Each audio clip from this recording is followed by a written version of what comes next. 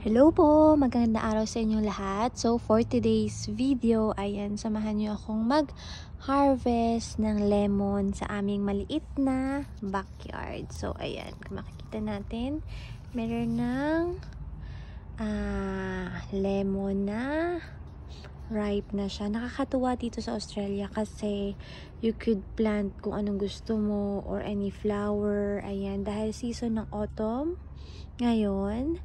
So, etong lemon is maganda siya at nakakatuwa kasi alam nyo bang mahal ng lemon dito? Siguro nasa $3 isa. So, it really depends kung saan area kayo. Pero, ayun. Yehey, makatipid for this season ng lemon. So, ayan siya. I think this one is already 4 years old na tanim. Binili pa namin to sa isang shop dito sa Australia. Pangalan ng is Bunnings. So that's it. Thank you all for today. Thank you for watching.